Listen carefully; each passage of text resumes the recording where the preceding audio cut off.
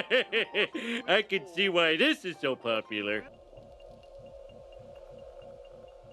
And how many people were in these, so now the race is against the Soviets. Not unless we started. Robert, they just fired. 5, 4, 3, Truman needs to know what's next. 2, What's next? 1.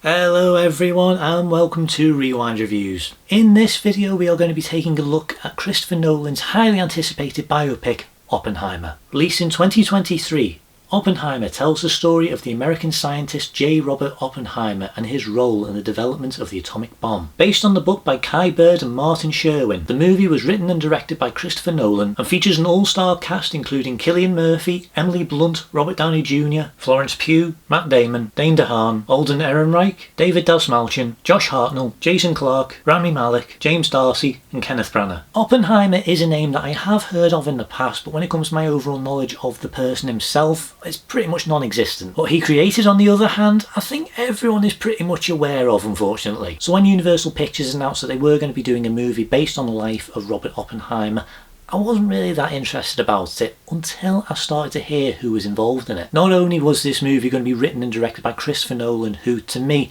has been one of the greatest filmmakers of the modern day and age, but seeing the cast that was going to be involved in this was just wow. And then the trailers started getting released and the first time I saw them was in the cinema and that was intense. But the story that they were telling and hearing all the work that went on behind the scenes to make this film really did get me interested, and I knew that I needed to check it out. And not just to take part in Barbenheimer. For those that aren't aware of what Barbenheimer is basically a trend that started because both Oppenheimer and Barbie were both released on the exact same date and people decided to do double bill showings of both movies. I did have one person actually comment on one of my posts in the community section on YouTube, basically saying that if I wanted to preserve my faith in humanity then I should watch Barbie last. So I watched Barbie first. Anyway, what I will say about going to see this on the big screen is that this is a movie that does feel like a proper cinematic experience. But I do have to confess, I only saw this in standard edition. I did not see the 70mm IMAX version. I'm actually not sure if any of the cinemas around where I live are actually doing that. Plus time hasn't exactly been on my side recently and it has been really hard trying to actually find a showing of the IMAX version of this movie that sort of coincides with how much time I have. That being said, it didn't hinder my experience of this movie in any way. It's an incredibly engaging and well-made movie that does something pretty interesting with its premise. This is a biography of the life of J. Robert Oppenheimer, but it still feels like a movie and it is able to tell such a wide, expansive story in a really short amount of time. Well, I say short, but the movie is over 3 hours. It is structured out like a movie with a 3-act structure and uses each act to focus on something different. The first focuses on Oppenheimer's early years, the second focuses on the Trinity test, and then the final act focuses on the aftermath and the implications of his actions throughout the film. All while these events get strung together with a series of interviews and hearings. This is a Christopher Nolan movie at the end of the day, and a lot of his movies do tend to tell their stories in a non-linear way. And this is one of the times where it actually really does work and it does benefit this movie. It is a really clever idea actually having this story being told in a non-linear way. The reason being is because it allows the plot to move forward at a good pace and is able to cover a wide stretch of time. Plus the movie's being told from 2 different perspectives. We have the perspective of Robert Oppenheimer and then we also have the perspective of Lewis Strauss, played by Robert Downey Jr. It is pretty cool how this is shown because, as you might have seen in the trailers, everything from Oppenheimer's perspective is in colour, while everything from Strauss's perspective is black and white, so you always know who the main focus is in any scene. And when it comes to the performances in this movie, everybody absolutely knocks it out the park, especially Cillian Murphy as Oppenheimer. He is phenomenal in this film and really nails the portrayal in each era with a really grounded and believable performance. You understand everything about who he is and his motivation, and sometimes all you need is a look or a movement, and that's what Murphy is able to do. Robert Downey Jr. also gives a pretty amazing performance that feels a bit different from what we usually see him do, and he is incredible. I really wasn't expecting where they were going with his character. As I said, I don't know the history, so this really was was a surprise, and he is easily one of the most memorable parts of this film. The other standouts for me are easily Emily Blunt and Florence Pugh. Emily Blunt plays Oppenheimer's wife Kitty, while Florence Pugh plays a person called Jean Tatlock. They both have huge roles to play in Oppenheimer's life, and the performances from both actresses are brilliant, especially Florence Pugh. I will say, when it comes to Kitty, the way that she is portrayed throughout most of this movie is in one way, and then there is like this big proper change quite late on throughout the movie, and it kind of comes out of nowhere. I do think that it works overall. I don't think it is completely out of character for her, but it is a really sudden change. But that really is my only gripe with any of these characters, because what they have done with not only the characters but the performances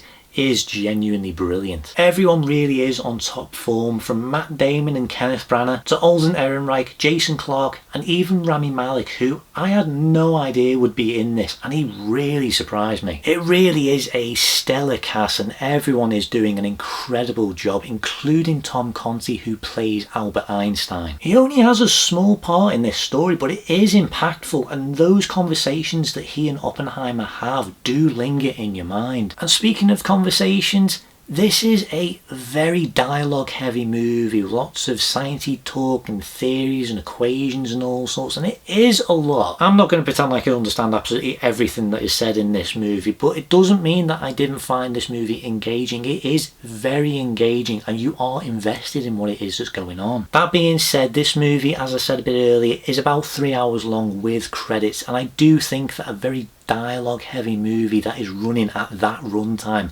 will be a little bit much for some people, and I do see some people potentially getting a bit bored of it. I have seen a few reactions from some people who have seen this movie and said that they did find it a little bit dull because of just how much talking there is, so I do understand where people are coming from when they say that. I personally didn't feel the runtime. It's not a movie that drags, nor is it really too fast. It feels just about the right pace for this movie, and I think that the quicker editing style that they've gone for in this movie, plus the way that the movie's kind of like sped up a little bit towards the beginning of the film just to kind of cover a wide stretch of time, actually does help. To me, it does feel like the right length for this movie, and nothing in this film feels unnecessary. There is a lot happening in this movie, and surprisingly it is still easy enough to follow for the most part, especially when you understand when everything is taking place, as it does bounce around throughout time, and we see Oppenheimer at different points in his life. So it can definitely feel a little bit complicated, and I do think that it is one of those movies that you do need to pay attention to. So it absolutely is a Christopher Nolan movie. That said, this is an incredibly tense movie, and that tension is built up throughout the movie, even though you know what the outcome is, especially with the Trinity test. Obviously, the world didn't explode,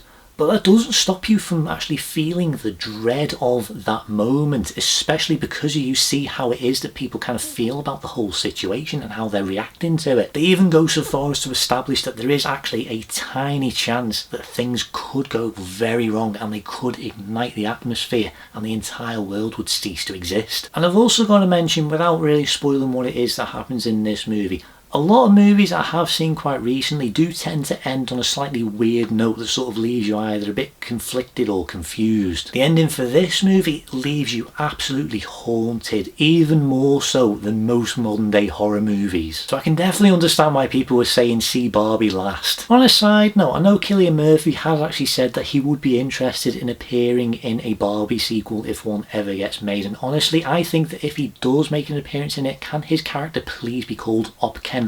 Anyway, unlike Barbie, this movie manages to keep the story that it's trying to tell as grounded and realistic as it possibly can. And with Christopher Nolan in the driving seat, that does mean that we get a lot of practical effects. He's also gone on to say in several different interviews that this movie features zero CGI. That is such a strange achievement for today's movies, especially considering years ago one of the biggest selling points of a movie, of a big summer blockbuster movie, was the state-of-the-art effects. So it really is a pretty amazing achievement, especially what it is that they have been able to do in this movie, because even I'm sort of looking at this movie thinking, if I was in charge of this, even I would go the CG direction for some of these scenes. Weird thing is though, in some other countries, I believe India is one of the prime examples of this, there have been some CG alterations here and there so that the movie can pass their censorships. There's a fairly gratuitous nude scene between Cillian Murphy and Florence Pugh, and what they've done so that this movie can pass those censorships is they CGI'd a dress onto Florence Pugh, which does look a little bit odd. Also, because this movie takes place in the 1940s, Everybody seems to smoke, and apparently those censorships have actually extended to those scenes so that every time somebody is actually carrying a cigarette in their hand or smoking it or whatever, there's a black bar that appears on screen that covers it, and there's a little note that pops up on screen with like smoking kills and don't smoke and all that. Censorships are so weird, and I've got to be honest, when it comes to the age rating for this movie, I don't actually see why it needed to either be a 15 or rated R in the US. Outside of those nude scenes or just the general amount of smoking that you do see on screen, there's nothing really graphic or anything really that earns that R rating. If you change those scenes just a little bit, this movie could easily get away with a PG-13 or 12A rating. Dark Knight managed it, and that has a guy getting half his face blown off. Anywho, back to the effects. I did say that there was no CGI in this movie, and that is true, but that doesn't mean that there isn't any VFX whatsoever. The way that the VFX are used in this movie is very sparing and very creative, especially during the Trinity test when the nuclear bomb goes off. I will admit I did get a little bit worried for the safety of the crew, and Christopher Nolan said that he was going to recreate the nuclear explosion. But how it's done in this movie is pretty interesting, because what they did was they used mixtures of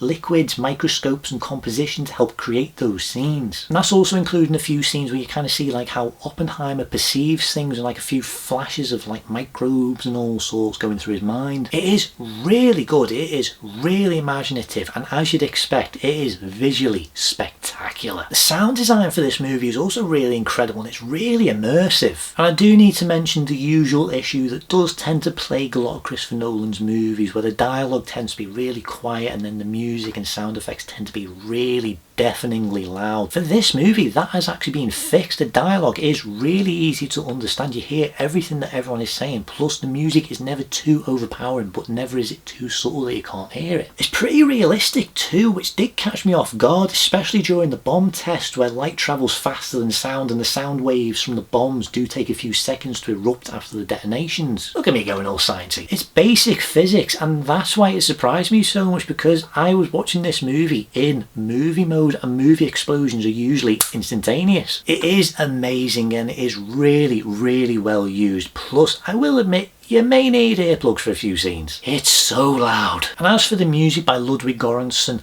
the music that they've gone for in this movie, it really does match the tone and style that this film has. It really is an incredible soundtrack overall, and it elevates so many scenes that it is used in. Ludwig Göransson is becoming one of those powerhouse composers, especially since Christopher Nolan has actually gone to him for the past few movies that he's made now over Hans Zimmer. And the soundtrack for this movie really does show why. The soundtrack can be both somber and intense in many different scenes, but then it can also be really epic and even inspirational. It seems to have its own character, and it's more in service of what's going on within the characters' mindsets and how they feel in any given moment, rather than just servicing a scene as it is. So it really helps drive home what the characters are going through and what they are feeling, and it really does elevate this movie so much more. This really is a very memorable soundtrack, and it is absolutely incredible overall. Overall, this movie is absolutely incredible, with fantastic performances, and excellent soundtrack, a good pace that weaves together a huge stretch of time, some brilliantly utilised visual effects and sound design, and some wonderful, beautiful cinematography. It is a heavy movie with a haunting and powerful character-driven story that is genuinely engaging, and it will keep your attention throughout its runtime. That being said, it can feel a bit long, and there will be people who will find this a bit boring. For me personally, it didn't bother me, but I can completely understand if someone does feel that way. But honestly, I would highly, highly recommend seeing this movie in cinemas if you can. This is an excellent cinematic experience that is absolutely worth seeing on the big screen. But even if you can't, I would still urge you to see this. This is a must-watch movie, and with all that being said, my rating for Oppenheimer is 10 out of 10. Barbenheimer complete. It is really weird how these two movies are so different, and yet they are going to be forever linked together because of this. But it is really great seeing how many people actually do want to go to the cinema to see both of these movies. And I will be completely honest, even though there was a little bit of distance between the 2 days that I did see these movies, it was a bit strange seeing that the Oppenheimer screening had about half capacity thereabouts, but Barbie was full. I haven't been in a full screening since Spider-Verse, but there really was a good buzz around it, like just going into the auditorium and just seeing all the people just there to see potentially both movies or one or the other. There really was a great buzz around it, and there's a really great feeling. I do wonder what the next Barbenheimer is going to be though, so I'm going to look forward to seeing whatever that is. Well, that is pretty much everything I want to say for this video, so thank you very much for watching this video. If you have, if you enjoyed this content, please like, please subscribe, hit the notification button to keep up to date on everything that is going on here. If you have seen Oppenheimer, let me know down in the comments what you think about it. Plus, if you have any suggestions for any future Rewind reviews you would like to see me do, let me know. Thank you once again for watching, and I'll see you next time on Rewind Reviews. See you guys.